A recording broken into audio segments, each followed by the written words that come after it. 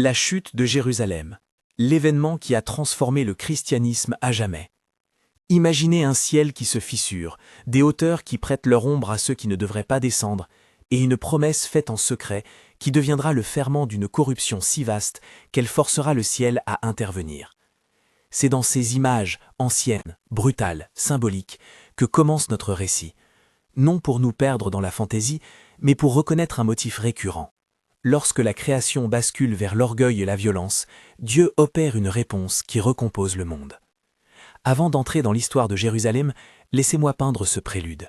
Selon une ancienne tradition intertestamentaire, souvent rattachée aux écrits d'Hénoch et aux récits dits apocryphes, il est raconté que des êtres appelés veilleurs ou sentinelles descendirent des hauteurs et nouèrent un pacte interdit. Ils se lièrent entre eux par serment, séduits par la chair, par l'attrait des filles des hommes, et ils enseignent aux humains des savoirs qui dévient la destinée, l'art des armes, les secrets des ornements, des moyens de ruiner l'innocence. Le chef de ces veilleurs porte des noms qui reviennent dans la tradition, Samiatza, parfois Samiassa, et une figure, Azaël ou Azazel, est accusée d'avoir initié des pratiques destructrices. De ces unions naissent des êtres immenses, les Néphilim, évoqués dans la Bible et largement développés dans la littérature intertestamentaire. Ils sont décrits comme des géants, non seulement en taille, mais en influence, exerçant une violence qui pervertit tout rôle humain. Ce tableau n'est pas un conte moral détaché de la réalité, c'est une image archétypale, une puissance venue d'en haut qui détourne, et des descendants qui incarnent la démesure et la déchéance. Le récit d'Hénoch, qui n'est pas canonique pour toutes les traditions chrétiennes, mais qui a profondément marqué l'imaginaire juif et chrétien du Second Temple, présente aussi les contrepoids, des archanges, Michel, Raphaël, Gabriel, Uriel, qui se dressent pour limiter la corruption, et des hommes fidèles, Hénoch et Noé, qui incarnent la résistance humble et l'obéissance au dessein divin. Noé construira une arche, Hénoch, dit-on, marcha avec Dieu et fut enlevé. Ces figures tiennent lieu d'archétypes, obéissance face à l'orgueil, fidélité dans l'isolement, confiance dans la promesse face à la tempête. Pourquoi commencer ainsi ? Parce que ces images nous permettent de comprendre ce qui arrive quand une société s'abandonne à l'orgueil. Elle se transforme en terrain d'affrontement spirituel et social, et elle appelle un jugement correcteur qui ne cherche pas seulement à punir, mais à purifier et à rediriger la trajectoire d'un peuple. Le déluge, dans ce récit, est ce coup près dramatique, une remise à zéro. Mais il garde aussi sa tension interne, justice et miséricorde, peine et restauration. Une fois les eaux retirées, il reste la promesse de l'arc, le signe que la destruction ne fait pas toute l'histoire. Maintenant, portez votre regard vers une autre chute. Changez d'image. Au lieu d'un ciel qui s'ouvre et de géants sur la terre, imaginez une ville sainte, le cœur visible d'une religion, l'axe autour duquel se structure culte et mémoire collective, qui vacille et s'effondre. Et demandez-vous, une chute urbaine peut-elle opérer, sur le plan spirituel et institutionnel, ce que le déluge opéra sur le plan mythique ? Peut-elle obliger une foi à se redéfinir, à trouver de nouvelles formes, à repartir, comme une semence portée par le vent de la dispersion? Si cette histoire vous interpelle, abonnez-vous pour ne pas manquer la suite. La réalité historique est plus sobre que l'imaginaire apocalyptique, mais les motifs résonnent. Jérusalem, au 1er siècle de notre ère, est le centre d'un monde religieux et culturel intensément vivant. Le temple est le signe visible d'une relation, le lieu où les pratiques cultuelles se nouent, où se lisent les prescriptions. Autour de lui se tiennent des familles, des écoles de pensée, des autorités religieuses et des croyances qui structurent la vie quotidienne. Mais la ville est aussi le théâtre des tensions, politiques, sociales, économiques. L'occupation romaine pèse, des factions s'opposent. L'espoir messianique monte comme une houle, parfois porté par des attentes propres à être instrumentalisées. En 66 de notre ère, la situation explose en violence ouverte, éclatent des révoltes, et la réponse de Rome est de plus en plus déterminée. L'année 70 retient notre attention parce qu'elle marque un tournant. L'armée romaine, sous le commandement des Titus, assiège Jérusalem. Après un siège long et meurtrier, le temple est insigné et détruit. Les murailles tombent, des quartiers sont rasés, des vies sont brisées. Les sources anciennes, juives, romaines, chrétiennes, témoignent d'une catastrophe d'ampleur. Morts par milliers, familles dispersées, institutions déstabilisées. Pour les contemporains, pour ceux dont les pratiques se structuraient autour du lieu sacré, la perte est plus qu'un traumatisme politique, elle est une rupture identitaire. Il est essentiel de dire les choses avec prudence. Le récit historique ne se réduit pas à une explication univoque, ni la destruction du temple ne doit être lue comme une condamnation collective ou un jugement providentiel simple. Des facteurs politiques, militaires et sociaux expliquent le déroulement des événements. Mais il est également légitime, et nécessaire pour notre réflexion, de lire cette chute comme un moment de transformation religieuse, un point de bascule qui a produit conséquences et restructuration. Là aussi se profile le motif ancien. Quand le centre visible s'effondre, la foi et ses expressions doivent se réinventer. Quelle fut la première conséquence pour les communautés religieuses de la région ? Pour la communauté juive, la perte du temple oblige à repenser le culte. Les pratiques axées sur l'espace sacré et les sacrifices ne disparaissent pas du jour au lendemain, mais elles doivent trouver d'autres formes. La synagogue, la halakha, la loi et sa pratique, et l'autorité des maîtres prennent une place nouvelle. La mémoire du temple demeure, mais la manière de vivre la vie religieuse s'adapte. Pour les premières communautés de followers de Jésus, des groupes variés, souvent en tension entre héritage juif et ouverture aux païens, la chute introduit des contraintes et des vies nouvelles. Certains se dispersent, d'autres voient s'ouvrir des voies missionnaires, d'autres encore se replient. Il est utile ici de souligner un point que nous aborderons plus avant. La disparition du centre cultuel visible favorisa l'émergence d'une ecclésiologie qui n'était plus strictement liée à un lieu. Le temple, dans la pensée juive et chrétienne ancestrale, avait été compris comme la demeure de la présence divine. Sa destruction posa une question théologique pressante. Où réside désormais la présence? Quelle est la forme du sanctuaire? Les réponses commencent à se dessiner, non comme un effort logique froid, mais comme une expérience pastorale, une théologie pratique forgée par la douleur et par la nécessité. Avant d'aller plus loin dans cette exploration, revenons encore un instant au motif du prologue. Pourquoi le récit des veilleurs et des néphilim importe-t-il pour comprendre la chute d'une ville sainte? Parce qu'il nous donne une grille pour percevoir la dynamique morale sous-jacente, un déclin qui commence par la promesse corrompue, par l'usage du pouvoir à des fins égoïstes, par la séduction de techniques et de savoirs qui servent l'orgueil. Quand des institutions s'enferment dans l'illusion de leur propre grandeur, quand les structures humaines se coalisent avec l'avidité et la violence, la conséquence n'est pas seulement une perversion interne, c'est une fragilité exposée à l'extérieur, et souvent une réponse corrective. Le déluge mythique purifie, il remet en mouvement la création. La chute d'une cité sainte, en miroir, déracine des certitudes, disperse des populations, force des révisions théologiques et, paradoxalement, ouvre des voies nouvelles. Nous devons aussi garder claire une frontière méthodologique. L'histoire des veilleurs appartient aux textes intertestamentaires et à la tradition. Elle nourrit l'imaginaire religieux et le langage prophétique, mais elle n'est pas, pour toutes les confessions chrétiennes, un fondement dogmatique. Quand je m'appuie sur ces images, c'est pour la puissance symbolique qu'elles offrent, non pour en faire une chronologie d'événements reliant littéralement ces êtres à Jérusalem. La connexion que nous traçons est analogique, motifs anciens qui éclairent motifs historiques. La chute du temple eut un effet immédiat, la dispersion. Des groupes de croyants, des sages, des familles se déplacent. La diaspora juive se renforce, les communautés se recomposent dans de nouveaux contextes urbains de la Méditerranée. Pour les disciples de Jésus, la géographie de la foi s'élargit. Là où auparavant la rencontre et l'enseignement se faisaient souvent dans des lieux familiers, autour d'un lignage culturel commun, la dispersion oblige à une traduction de la foi, en d'autres langues, pour d'autres cultures, parmi des populations éloignées des rituels du temple. C'est une contrainte qui porte une opportunité. On peut avancer une hypothèse interprétative, consciente de ses limites. Sans la chute de Jérusalem, le christianisme des premiers siècles eût peut-être continué à se développer dans une direction beaucoup plus enracinée dans les pratiques cultuelles juives. Avec la chute, une mutation s'accélère. L'Église naissante se trouve moins condamnée à maintenir un centre géographique et cultuel unique. Elle devient plus mobile, plus missionnaire, plus tournée vers la question « Comment vivre la présence de Dieu sans la maison de Pierre ?» La réponse se fera progressivement. La notion du temple spirituel, l'idée que la communauté elle-même et même le corps des croyants est le lieu de la présence divine, gagne en force. Cette transformation, lente et douloureuse, préparera aussi la mise en place de structures ecclésiales et de canons, des réponses organisationnelles et scripturaires à une situation nouvelle. Mais retenez ceci, l'évolution n'est pas linéaire, ni clean. La chute produit des zones d'ombre, des ressentiments, des interprétations concurrentes. Certains lisent dans l'événement la main de Dieu, d'autres y voient la conséquence d'erreurs politiques ou religieuses. Des mystères restent. Ce que nous pouvons tenir, en revanche, c'est que l'événement provoque une redéfinition. Les débats théologiques, les correspondances, les conciles à venir, la consolidation des textes scripturaires, tout cela prend forme dans un paysage désormais marqué par l'absence du temple. Là encore, pas de causalité magique, mais une corrélation puissante. La catastrophe a forcé un processus de réinvention. Revenons un instant sur une image forte, le temple en flammes. Les chroniqueurs anciens ont laissé des descriptions qui frappent l'imagination. Colonnes embrasées, le feu roulant comme une mer de lumière, des objets sacrés arrachés ou détruits. Pour la foi qui s'ancrait dans cet espace, c'est une désorientation profonde. Ceux qui avaient conçu la piété en relation avec des heures et des lieux précis doivent maintenant inventer de nouvelles pratiques. Les maîtres de la loi, les prophètes locaux, les communautés converties, tous sont appelés à repenser. C'est dans ces cendres que vont naître des théologies nouvelles, des formes de prière qui ne demandent plus une orientation unique vers un pavillon en pierre, des modèles d'autorité moins centralisés. À ce moment de l'histoire, les archives, les lettres, les témoignages révèlent une pluralité de réactions. Résistance, résignation, adaptation, apostasie parfois. L'urgence morale et spirituelle de la période est comparable en intensité au temps du déluge dans les mythes, un effondrement qui met à l'épreuve la fidélité. Le parallèle est instructif, précisément parce qu'il nous recadre. Toute chute appelle une réponse, et la forme de cette réponse, jugement, réforme, mission, persévérance, façonne l'avenir. Nous approchons maintenant d'un point crucial de la narration. Imaginez la ville encerclée, les sentinelles au mur, les familles qui transportent ce qu'elles peuvent, les prêtres qui hésitent entre obéir à des ordres et protéger les choses du culte. Des factions s'affrontent à l'intérieur. Dehors, l'armée romaine s'organise. La tension, déjà palpable, va basculer en violence ouverte. Des décisions prises dans la panique, parfois justes, souvent tragiques, vont accélérer le destin de la cité. Et pourtant, au milieu des ruines, des individus continueront à choisir la fidélité discrète.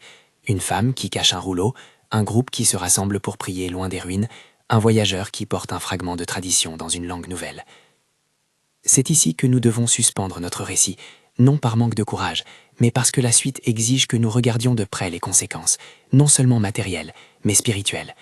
Nous devons laisser le champ ouvert pour examiner comment, concrètement, la disparition du centre cultuel redéfinit la théologie, la mission et l'organisation des croyants, comment elle produit des ruptures, mais aussi des renaissances, et comment enfin, ces transformations se sont transmises aux générations suivantes, façonnant ce que nous appelons aujourd'hui le christianisme. Avant de poursuivre, gardez présent ce double motif qui traverse notre discours. D'un côté, l'image des veilleurs et des néphilim, la tentation de l'orgueil, l'abus du savoir, la corruption de la société. De l'autre, la chute d'une ville sainte, la perturbation dramatique d'un centre spirituel qui force une foi à se réinventer. Ces deux motifs se répondent comme deux champs complémentaires. L'un met en garde contre les causes profondes de la décadence, l'autre montre comment, même au milieu de la dévastation, une trajectoire nouvelle peut naître. Nous reviendrons à la narration du siège, à la tension exacte des derniers jours du Temple, et nous plongerons plus avant dans l'analyse des conséquences théologiques et institutionnelles.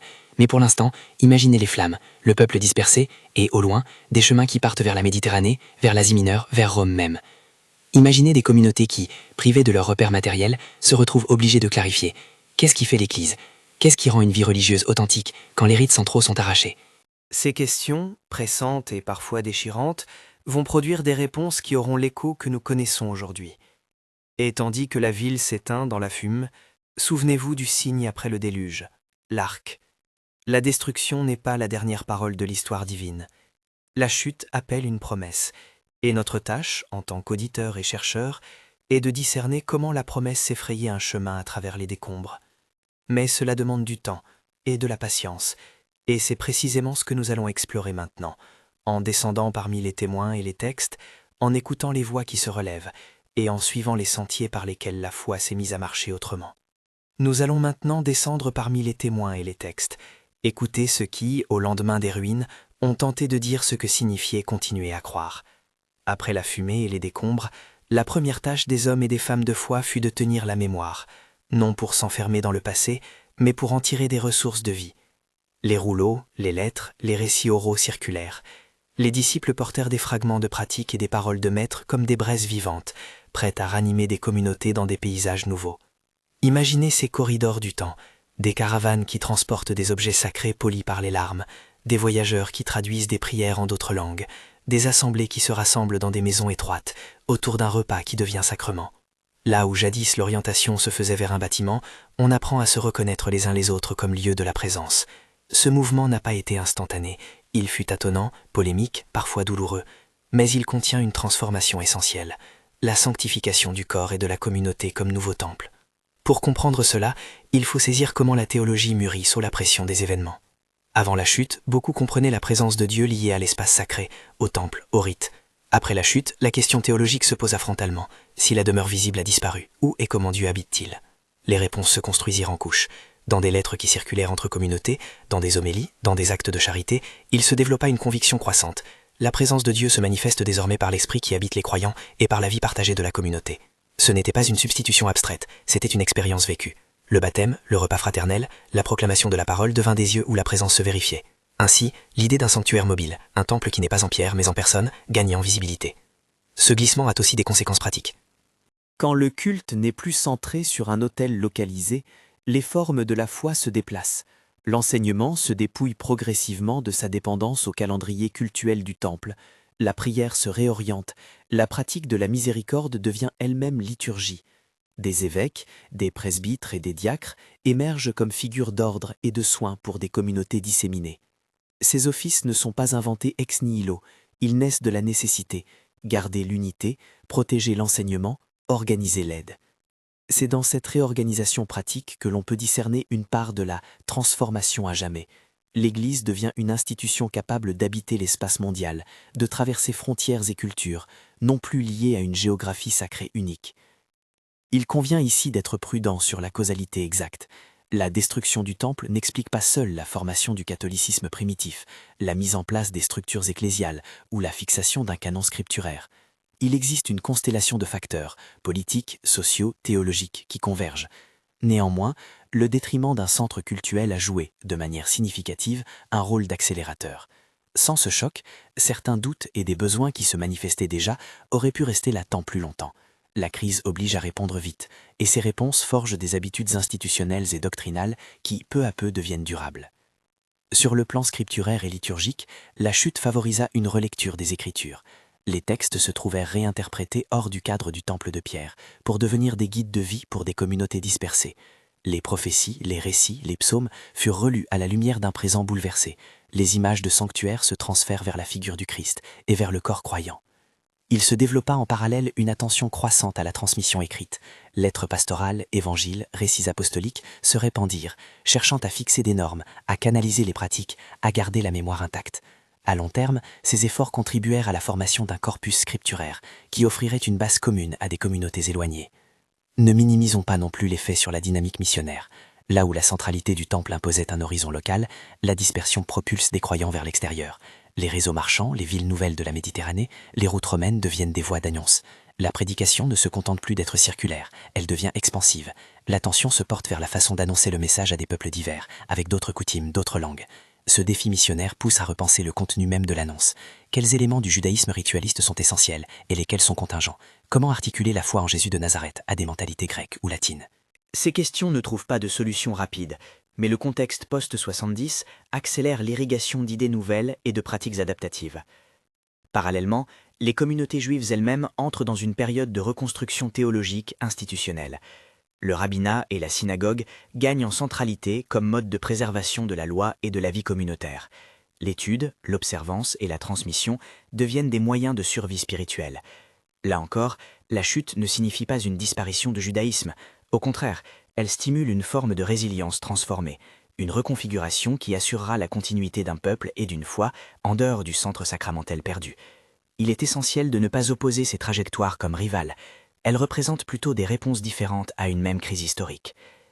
Revenons un instant au motif symbolique des géants.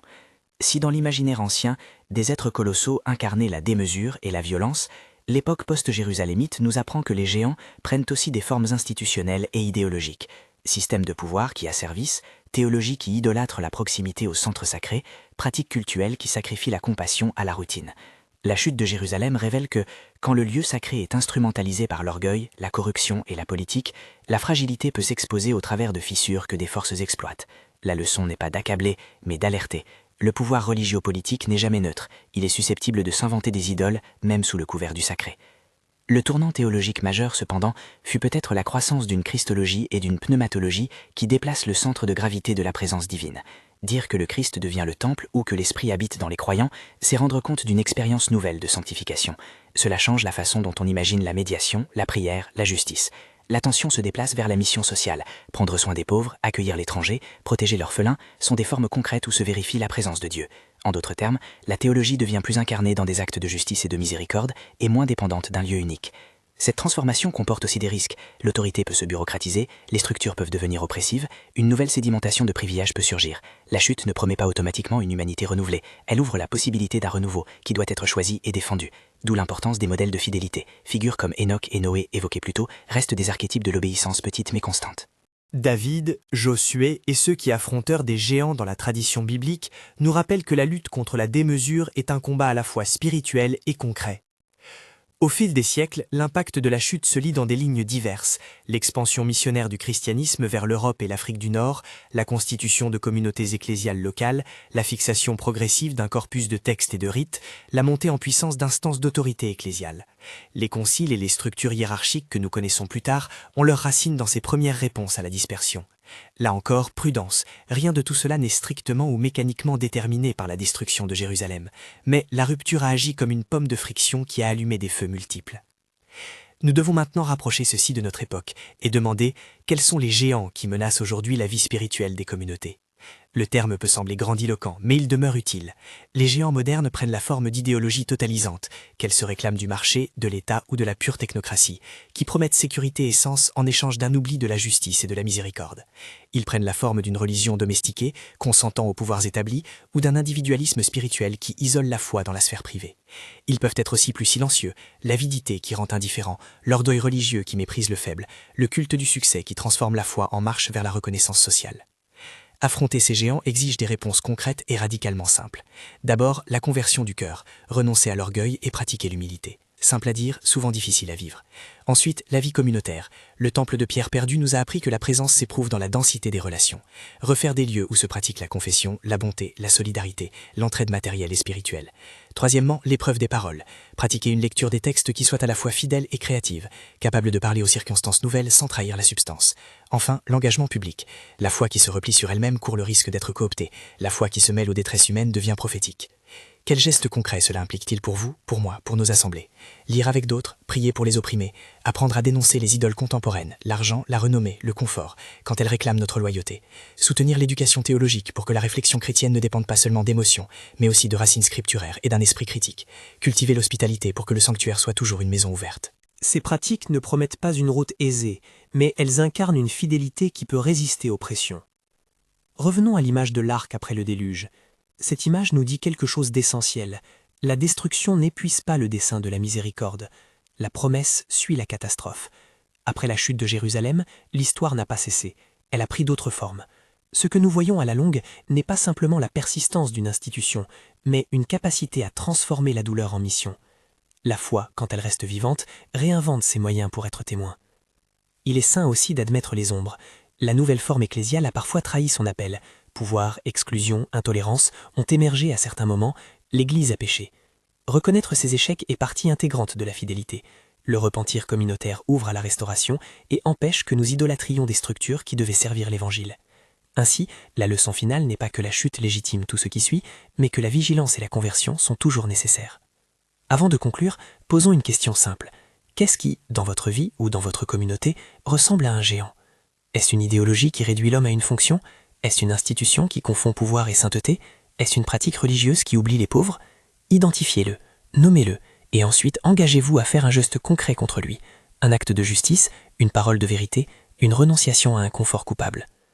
La chute de Jérusalem nous montre que Dieu peut faire jaillir de la dispersion des chemins missionnaires, qu'il peut changer les formes sans trahir la substance, qu'il peut susciter une présence nouvelle où on ne l'attendait plus. Mais cette transformation demande une fidélité active, courage pour abandonner les idoles de la sécurité matérielle, patience pour construire des communautés qui tiennent, sagesse pour lire les signes du temps avec humilité. Partagez cette vidéo si vous pensez que cette histoire peut réveiller d'autres et laissez un commentaire. Quel géant devez-vous affronter aujourd'hui?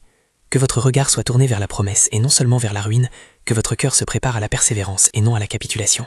Allez, marchez avec courage, comme Enoch qui marchait avec Dieu, comme Noé qui obéit dans la solitude du chantier, comme les communautés qui, au fil des siècles, ont porté la parole jusque dans les villes lointaines.